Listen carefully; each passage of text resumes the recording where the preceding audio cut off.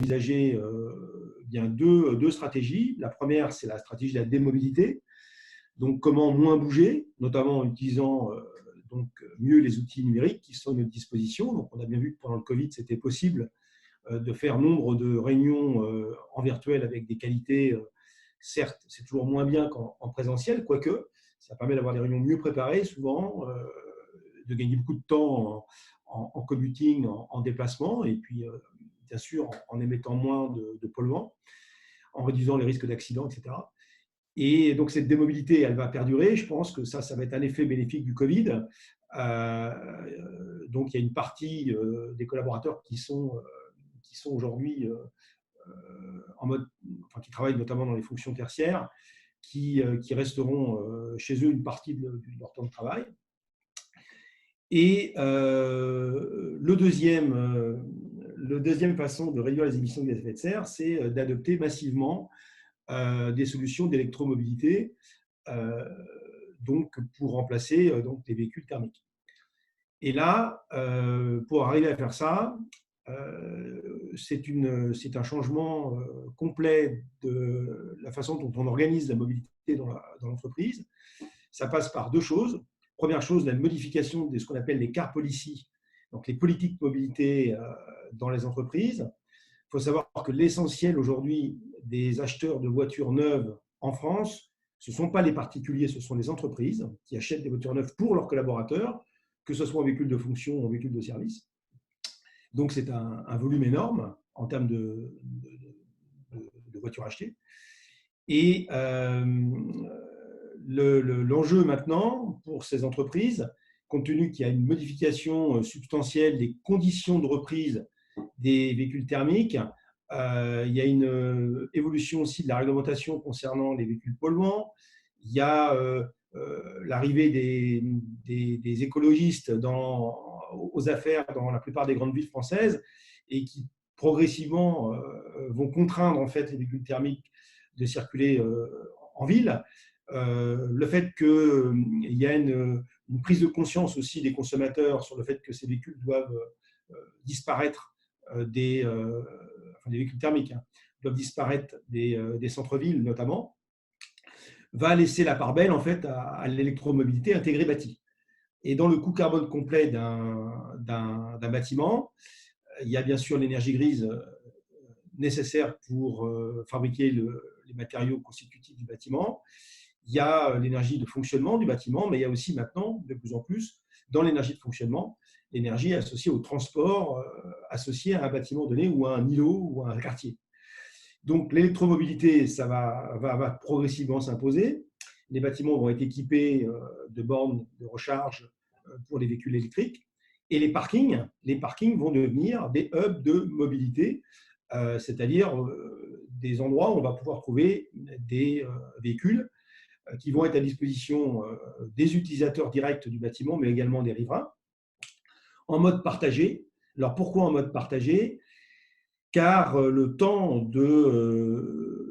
d'une voiture par utilisateur, et c'est fini pour plusieurs raisons. D'abord, ça prend énormément de place. La voiture prend beaucoup de place dans la ville et on sait que les villes progressivement vont se débarrasser de leur place de parking outdoor. Notamment à Paris, je crois qu'Anne Hidalgo a annoncé la disparition de 160 000 places de parking outdoor pour faire les pistes cyclables notamment. Et donc, les parkings vont devenir des endroits où on va pouvoir on pourra venir chercher dans ces parkings privés et publics des véhicules qui vont être à disposition des utilisateurs en mode partagé, parce qu'on sait très bien qu'un véhicule partagé roule aujourd'hui entre 6 à 7 fois plus qu'un véhicule propriétaire. C'est-à-dire qu'il est partagé entre plusieurs typologies d'utilisateurs tout au long de la journée ou tout au long de la semaine, en fonction des heures de la journée. Donc, c'est un véhicule qui sera automatiquement plus rentable, dans la mesure où plus vous avez d'utilisateurs potentiels, plus, bien sûr, votre véhicule roule et vous diminuez, en fait, quand vous augmentez son intensité d'usage, vous améliorez aussi sa rentabilité intrinsèque. Et c'est vrai pour les voitures, mais c'est vrai aussi pour tout type de véhicule, des vélos, des trottinettes, tout ce qui sert à se déplacer en mode urbain, mais aussi pour les commuting plus importants de centre-ville, banlieue. Et ce que je viens de vous dire aussi est tout à fait valable en mode rural. Alors, tout l'enjeu, c'est de trouver les modèles économiques, bien sûr. Et Fleximove, là-dessus, est un bon exemple d'une jeune entreprise qui répond à tout ce que je viens de dire en termes d'enjeux. Je fais le pari que les entreprises demain s'appuieront sur des sociétés comme Fleximove pour manager leur mobilité douce et décarbonée avec une rentabilité économique évidente, compte tenu qu'on sera sur une économie du partage, qui est la seule viable économiquement dans les années qui viennent. Donc c'est pour ça que, en tout cas au niveau du groupe, on soutient le développement de cette jeune entreprise, car c'est tout à fait le sens de l'histoire. Donc, ce que je voudrais rajouter pour finir, c'est que au-delà des enjeux économiques qui sont évidents, le fait d'avoir une électromobilité, notamment en France, du fait d'une énergie nucléaire et hydraulique qui nous permet d'avoir une électricité bas carbone, ça permettra aussi aux entreprises de résoudre, donc, comme je le disais en introduction, une partie de leur enjeu de décarbonation, qui est quand même un enjeu maintenant partagé par l'ensemble des entreprises, quel que soit leur secteur. Il y a aussi un deuxième enjeu dans les villes, qui est la pollution la plus perçue par ceux qui habitent les villes, qui est la pollution sonore.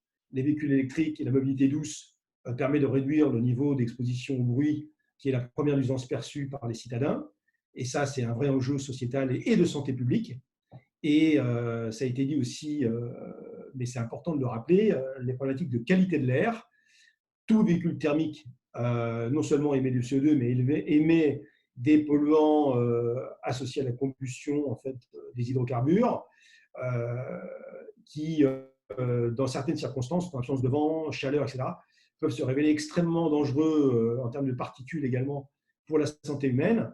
Et l'électromobilité, même si elle ne réduit pas à zéro ces polluants, parce qu'il y a toujours l'attrition des pneus sur les routes, etc., il y a toujours des émissions de particules, mais c'est sans commune mesure avec les polluants des véhicules thermiques. Donc, l'heure est venue de booster cette jeune industrie de l'électromobilité partagée. L'heure est venue de mieux utiliser les parkings privés et publics avec la disparition progressive des emplacements de parking outdoor. Donc, l'heure est venue pour booster ce type d'industrie de l'électromobilité partagée. Et je pense que le but de ce webinaire est d'en parler, de présenter exactement le modèle économique, les avantages, car je ne vois que les avantages, et aussi surtout de le faire connaître auprès des acteurs, de manière à ce qu'ils puissent rapidement réviser leur car policy pour intégrer cet enjeu du forfait mobilité, de la mobilité partagée, du crédit mobilité, parce qu'il y a plein d'options possibles, et de tester en fait cette nouvelle façon d'envisager la mobilité dans le futur, car tester, c'est adopter. Super, merci Fabrice.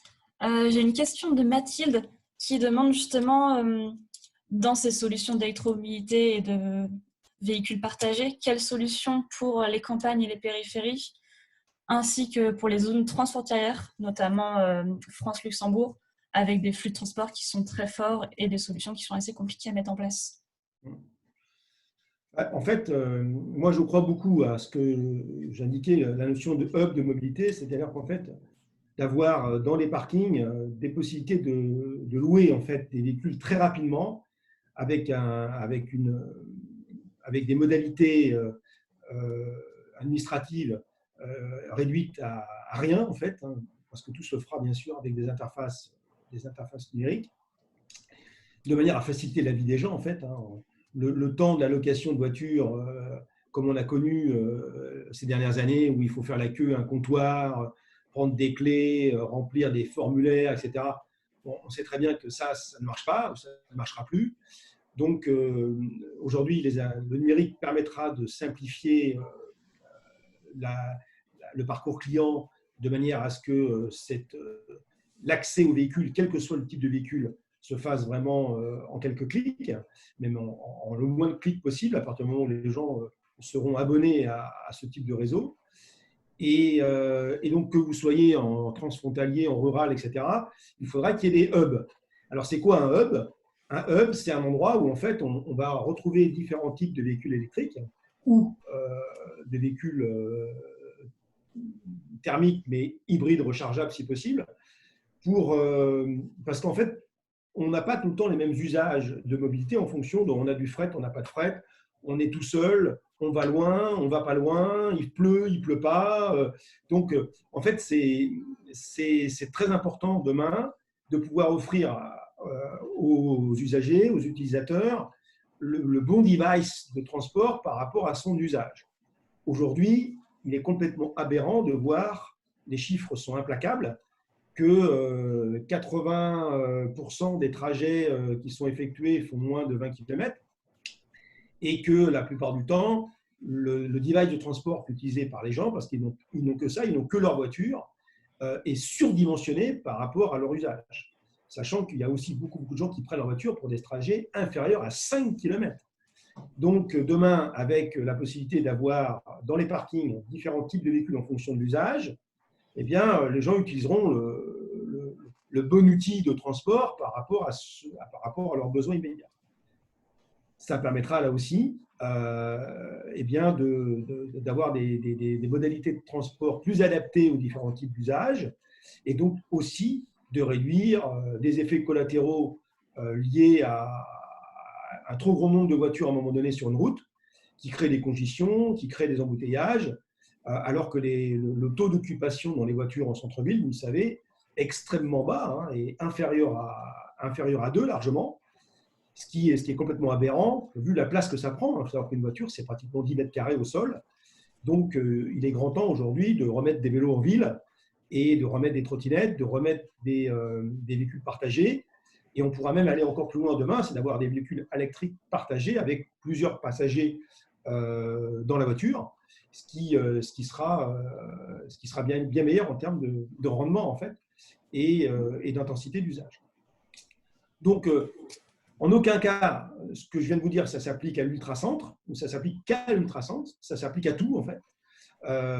Il faut mettre des hubs de mobilité partout, en centre-ville bien sûr, mais aussi en banlieue. Comme il y a du coworking de centre-ville et il y a du coworking de banlieue et de province, eh bien, ce qu'il faut, c'est que les parkings de demain deviennent des hubs de mobilité et, si possible, avec la solution flexible. Super. Mathilde a fait une autre remarque. Juste pour info, n'oubliez pas, vous pouvez poser toutes les questions que vous souhaitez dans le chat et je les repose ensuite.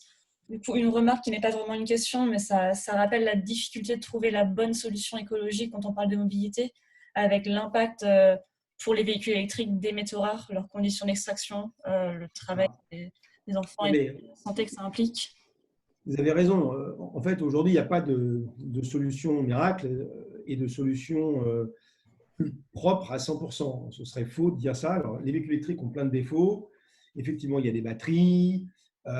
Effectivement, ça ne se recycle pas très bien, etc. Et ça utilise beaucoup de terres rares et de métaux. Je suis complètement d'accord et c'est vrai, tout ça. Maintenant, il faut quand même rappeler l'enjeu climatique de la planète. Si on ne réduit pas nos émissions d'un facteur 2, la France et l'humanité tout entière, on pourra toujours… le vrai enjeu pour l'humanité, c'est le changement climatique à court terme. Donc, en France, on a la chance, et en Europe, d'avoir une électricité globalement décarbonée, surtout en France, également en Suisse et en Autriche. Il faut qu'on en profite pour s'appuyer sur cette technologie et sur cette électricité bas carbone pour faire rouler nos véhicules avec ce type d'énergie. C'est une responsabilité morale que l'on doit avoir vis-à-vis des générations futures. Et ça ne nous empêche pas, et ça n'empêchera pas les industriels de continuer de travailler pour une meilleure recyclabilité ou réemploi de ces batteries de manière à ce qu'on puisse avoir un impact environnemental mineur ou minoré en tout cas par rapport à cette technologie.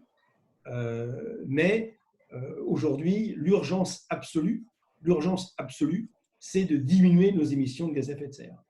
Donc, pour diminuer nos émissions de gaz à effet de serre, il n'y a pas 50 solutions. C'est de privilégier les transports doux, la marche, le vélo, bien sûr, en priorité absolue. Mais on ne peut pas tout faire en vélo et en marchant.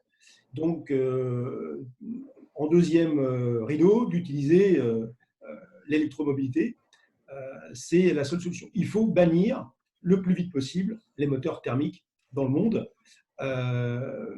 Dans l'idéal, il faudrait qu'il n'y ait plus de moteurs thermiques à l'horizon 2030 si on veut respecter l'accord de Paris et au-delà de respecter l'accord de Paris, sauver notre peau, hein, parce qu'il s'agit de ça en fait, hein, et sauver un futur pour les générations futures qui sont déjà nées. Donc arrêtons les faux débats. Aujourd'hui, de critiquer l'électromobilité parce que effectivement les métaux lourds, etc., ça ne sert à rien, compte tenu que l'enjeu le plus important, c'est la décarbonation de ce secteur. Merci. Je vois une autre question, mais l'heure tourne, donc je vais passer à Aude. Merci Anaïs. Si j'arrive. Voilà. Et donc effectivement, en transition, ce qu'on peut dire, c'est qu'il faut quand même tenter de réduire, donc passer à l'électromobilité, c'est bien, mais tenter aussi de réduire le nombre de voitures en démotorisant, donc en faisant en sorte que finalement on partage les voitures et les ressources pour éviter qu'il y ait une voiture par personne. C'est aussi bien pour les terres rares, etc., en plus de la décarbonation de la mobilité. Et c'est ce que je vais vous présenter là. Donc la mobilité, si on reprend les chiffres dans l'ensemble, c'est un sujet global. C'est la deuxième source de dépenses des ménages, souvent inconscient d'ailleurs, puisqu'on ne regarde que les tickets de carburant. Donc, c'est 6 000 € par an, c'est 10 000 € pour les entreprises, hein, donc c'est énorme, c'est un vrai sujet, avec un temps passé dans les transports en voiture de 50 minutes en moyenne, 3 tonnes aussi de CO2 générées, avec un taux d'occupation de l'espace public qui est bien supérieur en fait à tout autre type de transport par rapport au bus, par rapport au vélo, par rapport à tout ça, et un taux de remplissage quasiment ridicule puisqu'on a toujours quasiment une personne, c'est de l'autosolisme dans les voitures. Donc il y a des grosses voitures avec peu de personnes qui coûtent cher et qui polluent, pour faire un peu une synthèse, et puis un facteur de stress extrêmement fort, notamment au niveau des franciliens et des embouteillages. Tout ça pour amener à 48 000 décès par an en France. Donc, c'est un chiffre qu'on arrive mieux à matérialiser maintenant avec tous ceux qu'on a vus pendant le confinement sur le Covid. Et c'est une mortalité qui est complètement évitable. Donc, il y a vraiment des actions possibles à mettre en place, au-delà, en plus, des enjeux climatiques qui vont nous tomber dessus, comme disait Fabrice tout à l'heure. Donc, c'est un sujet global. Et le sujet global, c'est un sujet que doivent prendre en main les entreprises. Alors, après, pour arriver vers la mobilité propre, il y a plusieurs choses. Il y a la première partie, c'est la mobilité effectivement électrique, donc éviter de polluer quand on se déplace.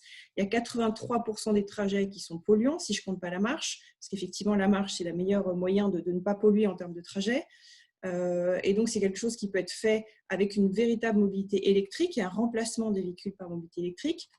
Mais il ne faut pas se leurrer aussi, c'est-à-dire que on voit des gros SUV électriques ou hybrides en se disant, bah voilà, je remplace ma vieille voiture thermique par un gros SUV.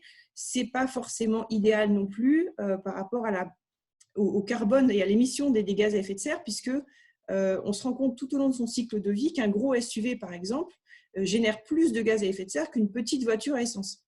Donc, il faut aussi essayer d'être dans le juste milieu par rapport aux besoins, donc l'adaptation. Il y a également la mobilité adaptée. On se rend compte aussi que 4% des trajets sont faits à vélo, alors que 40% des trajets font moins de 4 km. Donc ça, c'est complètement hallucinant, notamment pour des Hollandais, par exemple, qui sont beaucoup plus dans le vélo que nous. Mais c'est des choses qui peuvent être amenées à extrêmement changer. Donc, je n'ai pas les chiffres de l'après-confinement, parce qu'avec les coronapistes, et notamment à Paris, quand on voit le nombre de personnes qui utilisent des vélos en ce moment, à mon avis, ça a bien augmenté. Mais il y a une véritable capacité en tout cas à aller vers une mobilité plus douce par rapport à un trajet, et donc plus légère et donc moins carbonée. Donc un vélo à assistance électrique pour les trajets qui peuvent aller jusqu'à 10 voire même plus en termes de kilomètres, parce que c'est assez facile au niveau effort, ou faire au moins des trajets qui font 5 km avec un vélo classique. C'est extrêmement bien adapté, et donc ça peut être aussi proposé par les entreprises. Et enfin, au bout du bout, en fait, puisque pour aller ici à chaque fois vers le plus vertueux, il y a la mobilité partagée, c'est-à-dire qu'on peut réduire, et c'est l'ADEME qui a donné ces chiffres-là, de 30% le nombre de voitures en flotte en mettant du partage dans les entreprises. C'est-à-dire qu'effectivement, une voiture partagée, elle va être beaucoup plus utilisée par un nombre de personnes grandissant. Et donc, on a cette volonté de plus en plus aussi des salariés à se passer de leur véhicule de fonction. Ils l'utilisent peu, ils l'utilisent que pour les vacances. Et donc, il y a d'autres moyens qu'on verra aussi par la suite qui vont permettre de remplacer et de proposer quelque chose d'acceptable pour les personnes qui voudraient se séparer de leur voiture. C'est complètement incroyable de se dire que, ce que disait Fabrice aussi, mais que les voitures sont utilisées 5% du temps avec une personne dedans qui sont surdimensionnées, tout ça pour avoir des perspectives climatiques qui nous arrivent dans quelques années ou dizaines d'années de manière assez importante. Donc, c'est des choses qu'on peut facilement modifier dans notre mobilité.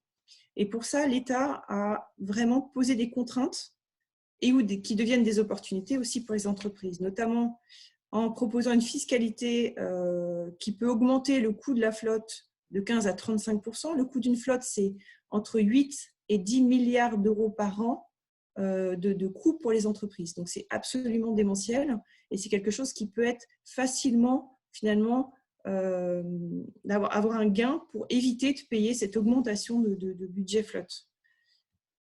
Il y a également le crédit mobilité, donc ça, Denis nous en parlera tout à l'heure, mais de 400 € qui permettent de pouvoir adapter sa mobilité et d'avoir des mobilités alternatives qui soient de bonnes alternatives à la voiture, hein, au tout voiture. Et puis après, des choses au niveau réglementaire, au niveau de réponse à la loi sur l'orientation des mobilités, qui poussent à la fois à des mobilités multiples, que ce soit du vélo, que ce soit du covoiturage également, mais également le partage. Donc ça, c'est des choses qui vont permettre aux entreprises, par des obligations en fait, ou des obligations de coût, de pouvoir aider à passer à une mobilité plus respectueuse, plus vertueuse en tout cas de l'environnement. Et puis après, derrière, il y a aussi les salariés qui sont demandeurs. Hein. Ils sont évidemment, c'est ceux aussi, les salariés sont les citoyens qui ont voté au municipal, notamment sur la vague verte dont on a parlé. Donc, ils veulent aussi plus de qualité de vie au travail. On s'est rendu compte que le vélo générait beaucoup plus de bonheur au travail et plus de productivité. Et puis proposer des solutions aux collaborateurs, c'est des choses qu'ils attendent à 60% d'entre eux. Donc, et en plus, ça répond aux enjeux environnementaux des entreprises avec des actions concrètes et finalement avec un suivi de la baisse du bilan carbone global d'un bâtiment, puisque la mobilité y représente une part importante. Et puis également des économies globales qui peuvent être faites sur à la fois les budgets flottes qui sont à 30% et des productivités, parce qu'on se rend compte que les trajets à vélo sont plus rapides dans certains cas que des trajets qui sont faits en voiture dès qu'on est dans la recherche de place ou dans les embouteillages. Donc les vélos sont même plus rapides que les voitures pour les trajets de moins de 5 km en ville, par exemple. Donc ça, c'est des choses qui sont finalement vertueuses pour les entreprises, pour les salariés et également pour les perspectives climatiques et la pollution de l'air. Donc la réponse de FlexiMove, c'est vraiment d'utiliser ces 4 moyens en se disant, bah, tiens, on va essayer de proposer quelque chose qui soit le plus vertueux possible, c'est-à-dire électrique, avec un hub de mobilité globale, avec des choses avec des voitures qui ne soient vraiment pas polluantes pendant les trajets, qui soient allégées. On a des ZOE parce que pour répondre aux trajets autosolistes, c'est quand même intéressant d'avoir des petites voitures finalement, et puis adaptées, c'est-à-dire que en proposant différents modèles de mobilité, que ce soit des trottinettes ou des vélos à assistance électrique, ça permet de répondre aussi à des besoins de trajet qui sont courts et qui permettent de gagner du temps et en plus de moins polluer. Donc, c'est vraiment un win-win-win global. Et donc, c'est à la carte pour chaque entreprise, c'est-à-dire qu'on choisit finalement par rapport à où est-ce qu'on est positionné. Effectivement, pour les gens qui seront en région ou dans des zones un peu moins urbaines, peut-être qu'il y aura plus de voitures parce que ça serait un besoin plus fort, et dans les zones urbaines, un peu plus de mobilité douce comme le vélo ou la trottinette. Et puis également, l'objectif aussi, c'est la clé d'adoption. Hein, c'est ça aussi qui va être déterminant dans les entreprises, c'est-à-dire que les salariés doivent s'approprier ces nouvelles mobilités. Et pour ce faire, il faudrait qu'ils puissent avoir une application, c'est ce que propose FlexiMove, mais extrêmement simple, où en quelques clics, on puisse réserver, voir déjà en fait les différents véhicules qui peuvent être réservés et les réserver très facilement avec le digital maintenant qui est à la main de tous, les smartphones, tout le monde a un smartphone ou quasiment qui peut l'utiliser. Donc, c'est vraiment quelque chose qui peut à portée de main en quelques clics pour vraiment favoriser l'adoption. Avec un guichet unique de multimobilité, parce que c'est vraiment ça aussi l'objectif, c'est que la mobilité devienne un service et que ce soit plus j'ai une voiture donc je l'utilise pour tous les trajets. Donc le partage en entreprise, c'est un atout globalement pour la société puisqu'on parlait de démotorisation, c'est-à-dire que c'est éviter un acte d'achat qu'on aurait voulu faire, la démotorisation, ou bien retirer des voitures en circulation, c'est-à-dire qu'on se sépare de sa deuxième, voire de sa première voiture. Et donc d'après les différentes études, il y a une étude de l'ADEME qui dit qu'on a une voiture en partage qui démotorise 5 voitures et d'autres études qui arrivent jusqu'à 10 voitures. Donc en fait, une voiture en partage permet finalement de démotoriser 5 à 10 voitures de la circulation, ce qui est extrêmement bénéfique globalement, à la fois dans la circulation, hein, on désengorge quand même les axes, et puis en même temps, on donne un véritable service en ne donnant que l'usage de la mobilité et en retirant la charge mentale qu'on peut avoir quand on a sa propre voiture pour aller faire les réparations, l'entretien, etc. Et puis le coût. Donc ça, c'est un sujet qui peut être vraiment intéressant pour les entreprises en proposant de l'autopartage en gain pour les salariés. Donc, on a parlé de remplacer la voiture de fonction. Fabrice parlait de véritables ruptures qui étaient absolument nécessaires et dans un temps rapide.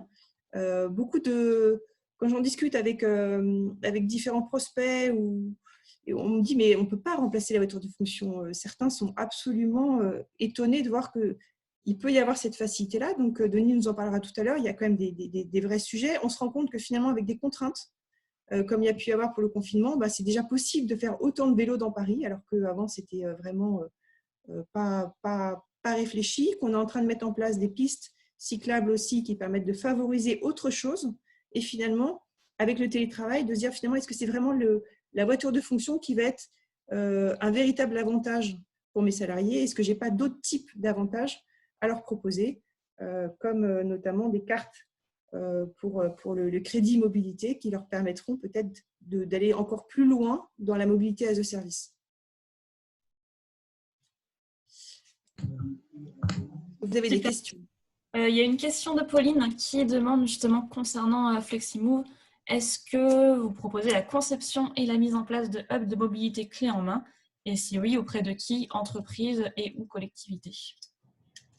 Alors oui, c'est exactement ça. On propose un hub de mobilité à la carte, c'est-à-dire que chaque entreprise ou collectivité, pour ses besoins propres, nous demande un nombre de voitures, un nombre de vélos, trottinettes, qu'on leur met à disposition dans leur parking privé et qui est complètement dédié pour leurs salariés. Elles peuvent choisir aussi de se mettre à plusieurs entreprises ou plusieurs collectivités pour pouvoir bénéficier de ce service, donc qui serait dédié à ces entreprises-là. Super.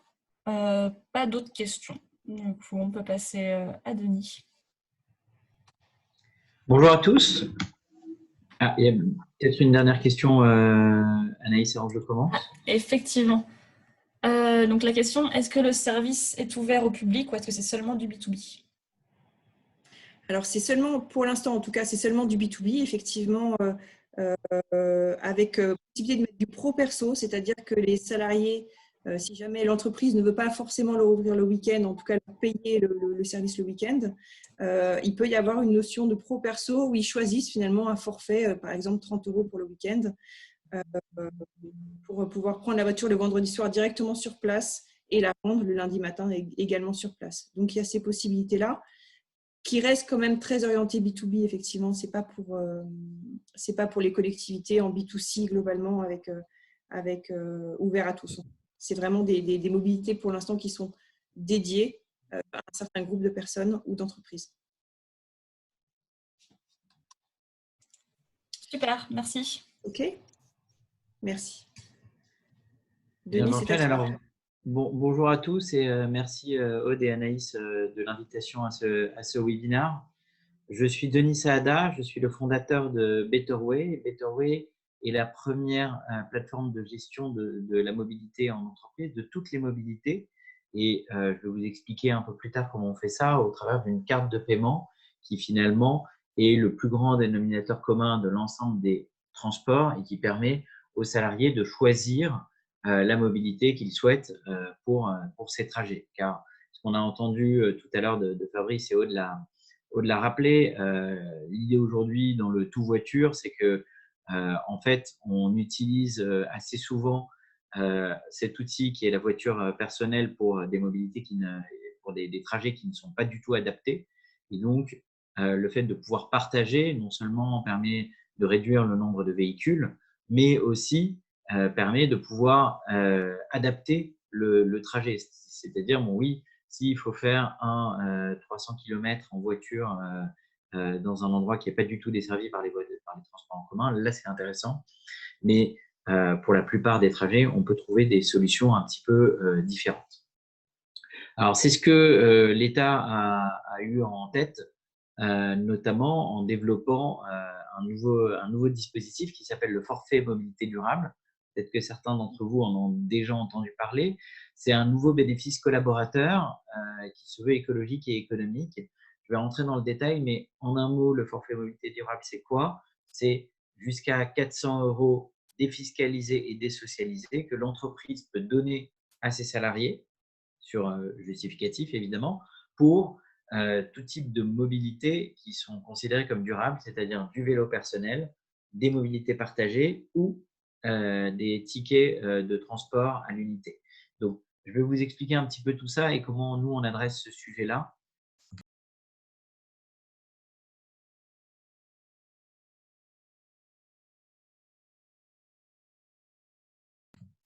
J'ai été coupé, excusez-moi. La loi mobilité a été votée il y a aujourd'hui 6 mois, donc fin décembre 2019. Il y a un décret qui est paru également sur le forfait mobilité durable. Elle dit deux choses très spécifiques. Le premier, c'est que la mobilité devient un sujet obligatoire de l'agenda des négociations annuelles avec les organisations représentatives du personnel. Ça, c'est important. Ça veut dire qu'aujourd'hui, certains d'entre vous entament les NAO, les négociations annuelles actuellement, puisqu'en général, c'est la période. Eh bien, concrètement, il faut que dans le volet qualité de vie au travail, on parle de la mobilité. Et non seulement l'État donne en quelque sorte le cadre obligatoire, mais elle donne aussi des solutions. Et une des solutions qu'elle propose, c'est le fameux forfait mobilité durable. Donc, la possibilité de subventionner jusqu'à 400 € défiscalisés et désocialisés pour le trajet domicile-travail. Pour entrer dans le détail, 400 €, je le répète, par an exonérés de cotisations sociales et d'impôts, à utiliser sur beaucoup d'autres de mobilités, donc du vélo personnel et dans son acception la plus large, c'est-à-dire achat de vélo, mais aussi équipement, mais aussi éventuellement tout ce qui va toucher le vélo. Vous pouvez par exemple payer une assurance, typiquement sur du vélo personnel, ou des mobilités partagées, donc covoiturage, mobilité partagée individuelle, donc trottinette en partage, vélo partage, autopartage uniquement électrique, on en parlait tout à l'heure, scooter en partage également, CityScoot par exemple, pour ne citer que, et également du transport en commun, donc hors abonnement. L'idée de l'État, c'est de dire, bon, il existe aujourd'hui le remboursement transport qui est lié au remboursement de la moitié du pass Navigo en Ile-de-France ou de l'abonnement de transport dans les autres régions. L'idée étant de dire, je veux également subventionner les mobilités partagées, mais sans faire de l'ombre au remboursement de transport. Comment ils font? L'idée est de dire le cumul entre ces deux remboursements est autorisé, mais est plafonné à 400 €. Autrement dit, quand vous êtes en Ile-de-France, par exemple, soit vous prenez un Navigo annuel et à ce moment-là, vous n'avez plus de budget pour votre forfait mobilité durable, soit vous prenez du vélo ou des transports partagés, à ce moment-là, vous passez dans la case forfait mobilité durable, soit dernier point, vous prenez un mix et à ce moment-là, vous avez le droit de cumuler. Typiquement, un salarié qui dit moi, je veux prendre 6 mois de Navigo quand il fait froid l'hiver parce que je suis un petit peu flemmard et je veux prendre le transport en commun, mais l'été, je veux prendre le vélo et prendre un VAE ou des mobilités partagées pour aller au travail, eh bien, il a tout à fait le droit tant que cela rentre dans l'enveloppe que l'entreprise a fixée.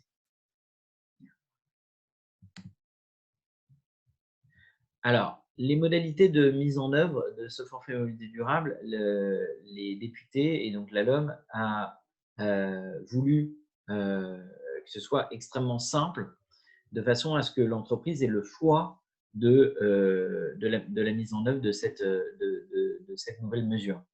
Donc, elle impose quand même 2-3 choses. Un, que ce soit disponible pour tous les employés éligibles. Vous ne pouvez pas faire le choix de dire que certains employés ont le droit au forfait mobilité durable et d'autres non, sauf si, en gros, vous leur mettez à disposition déjà un moyen pour venir au travail.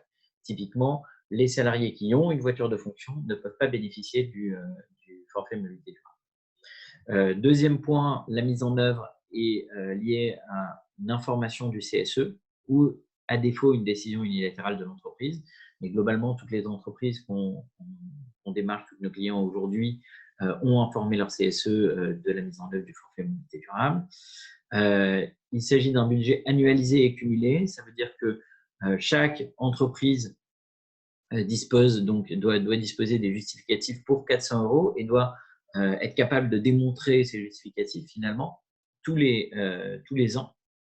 Et puis, le dernier point, la nécessité de produire des justificatifs, donc qui peuvent être des justificatifs de paiement ou des attestations sur l'honneur.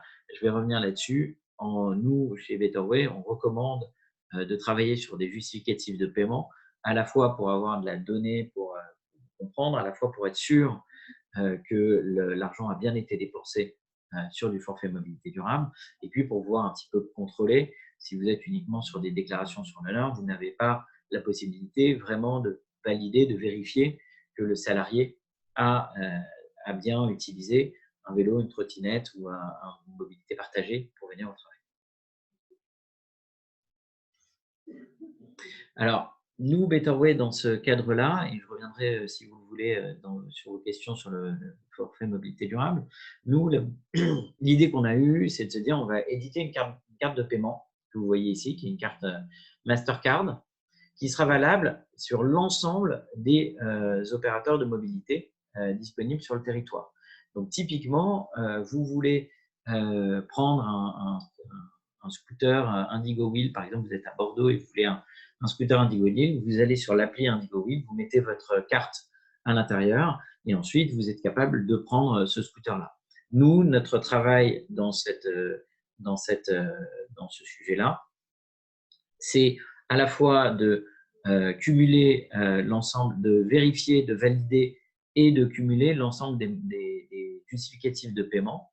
En un mot, quand vous mettez votre carte bancaire, je suis capable de reconnaître si l'argent a été dépensé chez Fleximove, chez Lime ou dans une borne Navigo, par exemple. Donc, je suis capable de savoir, un, que l'argent a bien été dépensé à bon escient, deux, de le cumuler, donc de créer des sortes de comptes mobilité pour vos salariés. Et puis, le troisième point, de vous fournir aux entreprises des justificatifs qui vous permettent ensuite de vous simplifier la vie d'un point de vue paye, d'un point de vue RH, etc. Voilà, juste pour vous dire, aujourd'hui, on a plus de 5000 marchands qui sont référencés sur la plateforme Betterway, que ce soit des marchands de mobilité partagée, j'en ai mis, ou des marchands typiquement de vendeurs de vélos. J'ai mis cyclable, mais n'importe quel vendeur de vélos ou réparateur de vélos, on parle de Cyclofix par exemple, peut être éligible au forfait mobilité durable. En résumé, l'objectif, c'est donner de la liberté aux salariés. Vous avez une carte, vous pouvez choisir la mobilité qui vous convient le mieux tant qu'elle est durable et qu'elle rentre dans la politique de mobilité de l'entreprise. Et deux, simplicité pour l'entreprise. Typiquement, on vous permet de mettre l'argent sur une carte et ensuite, on vous fournit l'ensemble des justificatifs, on les conserve pour vous et on vous garantit qu'il n'y aura aucun problème d'un point de vue paye, d'un point de vue staff, etc. Voilà, j'ai vu qu'il y avait pas mal de questions. Ouais, pas mal de questions sur les modalités du forfait mobilité durable. Donc, première question, dans quelle mesure est-il possible de le déployer avant la sortie du décret qui précisera le titre mobilité? Alors, nous, on n'est pas un titre mobilité. On peut déployer dès maintenant ce forfait mobilité durable avec Betterway. Nous avons déjà plusieurs clients qui nous ont fait confiance. Et donc, on serait ravis, si vous le souhaitez, c'est le moment de publicité un petit peu, de vous aider à le déployer. Super. Une question plus concernant le système de remboursement. Est-ce que ça va vraiment changer le système de remboursement de la moitié des abonnements pour les transports publics qui correspond au montant du forfait mobilité? Du coup, est-ce que ça a un impact pour développer une nouvelle mobilité? On a eu assez souvent ces questions-là et on a deux réflexions. D'abord, Betterway prend en charge le remboursement aussi de Navigo, c'est-à-dire qu'on fait les deux. C'est une demande de nos clients qui est de dire finalement, comme c'est plafonné l'un par rapport à l'autre, ce sont des vases communicants. Finalement, gérer Navigo d'un côté et gérer le forfait mobilité de l'autre, c'était assez compliqué. Donc, nous, on propose une solution qui permet de faire les deux. Concrètement, vous prenez votre carte Betterway, vous allez à la borne Navigo et vous achetez votre pass Navigo mensuel. Et on a également un IBAN qui permet d'acheter son pass Navigo annuel. La question, elle est plus générale sur le forfait mobilité durable. Nous, on a deux réflexions là-dessus. D'abord, on pense qu'il va y avoir de plus en plus de salariés qui vont devenir un peu flexitariens de la mobilité, en quelque sorte. C'est-à-dire qu'ils vont dire, tiens, ce matin, je vais prendre du métro, après, je vais prendre de la trottinette, puis demain, je vais peut-être me louer une voiture parce que je vais aller un peu plus loin et dans une zone qui est un peu plus compliquée d'accès. Bref, on pense que ça va beaucoup se développer et c'est également ce que pense par exemple l'Île-de-France Mobilité, en parlant de l'Île-de-France. Ils viennent de sortir un produit un peu en catimini, mais qui est très intéressant, qui s'appelle Navigo Liberté, qui permet typiquement aux salariés de pouvoir payer à l'usage leur transport en commun. Donc, une carte Navigo avec un paiement à la fin du mois. Pour info, Navigo Liberté, le coût du ticket unitaire coûte 1,50 €. Si vous faites 400 trajets par an, ce qui est à peu près 200 allers-retours, ça vous coûte en gros 600 € par an de Navigo Liberté, contrairement au Pass Navigo annuel qui, lui, est à 813 €. Donc déjà, en adoptant des nouveaux types de mobilité ou en jouant sur les flux, on est capable de créer vraiment de la flexibilité et de la multimodalité pour éviter justement d'avoir des voitures, d'avoir trop de voitures sur la route. Super. Est-ce que la carte Betterway permet-elle d'acheter des services, y compris chez des opérateurs de solutions de mobilité qui ne sont pas certifiés par l'ADEME? Alors, nous, on respecte à la lettre le décret qui définit également les mobilités partagées. Donc, les mobilités partagées sont définies de manière très précise et nous, notre credo, c'est de garantir que les mobilités qui sont acceptées sur la carte Betterway sont bien éligibles.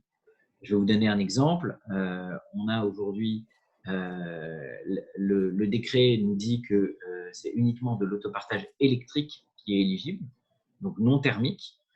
Typiquement, on a aujourd'hui des loueurs de voitures en partage en Île-de-France, type Ubico ou Communauto, par exemple, Gatorland, qui ne sont pas éligibles au forfait mobilité durable. Nous, on les a sortis de notre liste d'éligibilité et ne sont dans la liste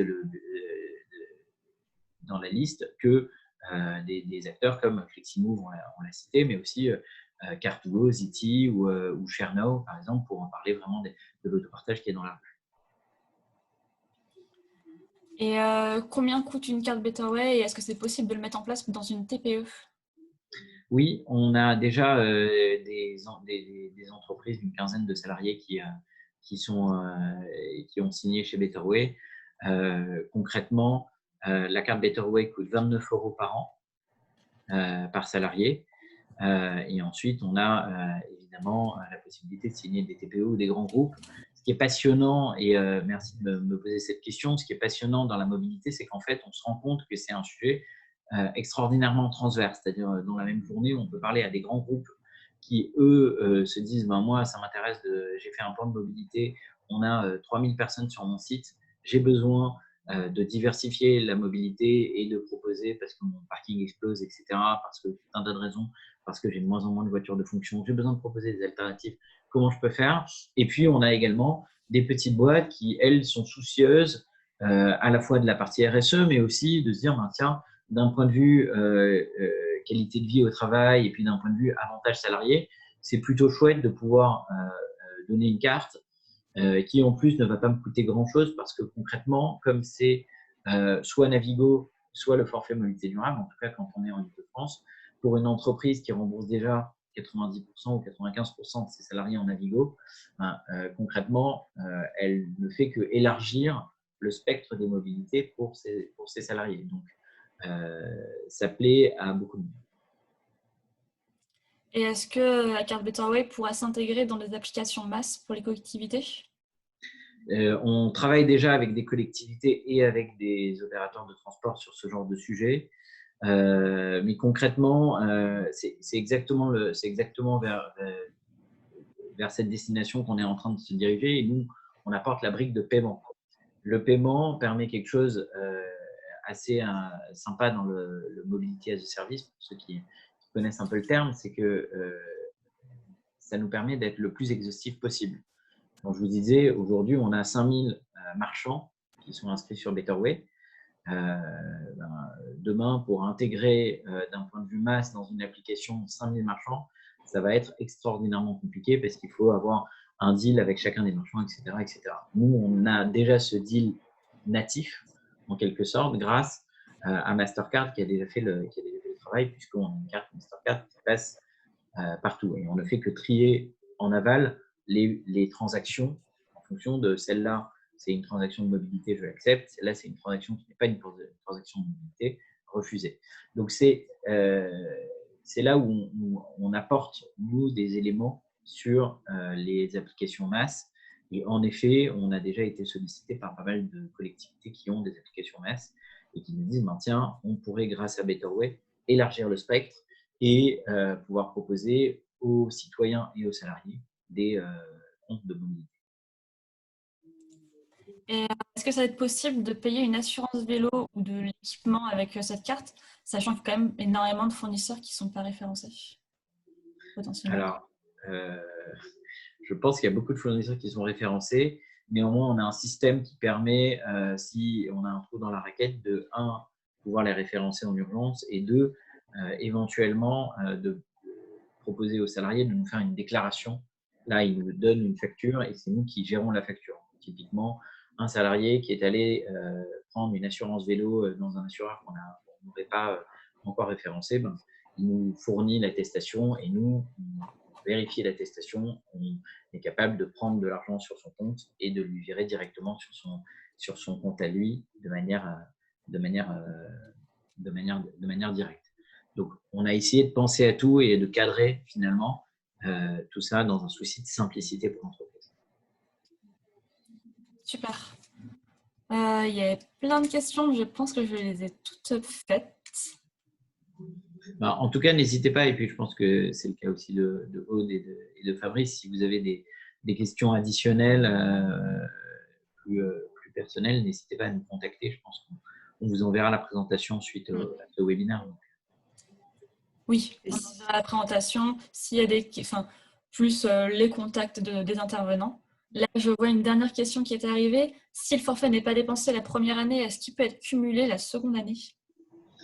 Alors, normalement, non. Maintenant, comme l'entreprise a le droit de faire un peu ce qu'elle veut dans la définition du forfait, c'est ce qui est écrit dans la loi, concrètement, eh bien, vous pouvez quand même le proposer de faire une prorogation sur la suite. Mais normalement, ce qui est marqué textuellement, c'est que normalement, on est sur des justificatifs annuels. Voilà. Je rajoute un point important sur la carte Betterway, c'est que l'argent appartient toujours à l'entreprise jusqu'à ce qu'il soit dépensé. Autrement dit, si un salarié quitte l'entreprise, par exemple, au milieu de l'année et qu'il a dépensé que 200 € ou 250 €, les 150 € qui restent ne sont pas dans la poche du salarié, ils sont dans la poche de l'entreprise, ce qui fait une différence quand même assez importante parce qu'aujourd'hui, ça permet de pouvoir vraiment adapter la dépense à l'usage. Effectivement. S'il n'y a pas d'autres questions, je pense que je peux laisser le mot de la fin à Aude. Et donc, pour rappel, on vous enverra bien à tous le replay plus la présentation. Merci Anaïs. Donc, le mot de la fin, c'est que vous avez vu qu'il est possible, mais il est surtout plus que souhaitable et très rapidement de décarboner la mobilité et de démotoriser, c'est-à-dire réduire globalement le nombre de véhicules circulation. Il existe des solutions concrètes. Avec Denis, on l'a vu, il y a FlexiMove également qui permet de réaliser un accompagnement des salariés au niveau des entreprises avec le partage, leur donner la possibilité de se séparer de leur voiture personnelle potentiellement, voire de leur voiture de fonction. Et donc, c'est quelque chose qui est vertueux pour les entreprises puisque ça génère de l'attractivité, de la marque employeur et ça peut générer de fortes économies également quand on fait un plan de mobilité globale pour les entreprises. Donc ça, c'est important que les entreprises prennent en charge en fait, ces enjeux environnementaux d'une manière globale et notamment avec la mobilité puisque ça peut être fait très vite et que là, on n'a plus beaucoup de temps par rapport aux enjeux climatiques et aux changements qui sont à venir. Donc, un grand merci à tous d'avoir suivi ce webinaire. J'espère qu'il a répondu à vos attentes et qu'il vous a donné des éléments concrets pour répondre rapidement aux enjeux de mobilité dans votre entreprise. On aura un 3e webinaire qui sera organisé en septembre. Vous aurez bientôt plus d'infos prochainement. Un grand merci à Fabrice et Denis d'avoir co-animé ce webinaire avec nous. Et puis j'espère à très bientôt.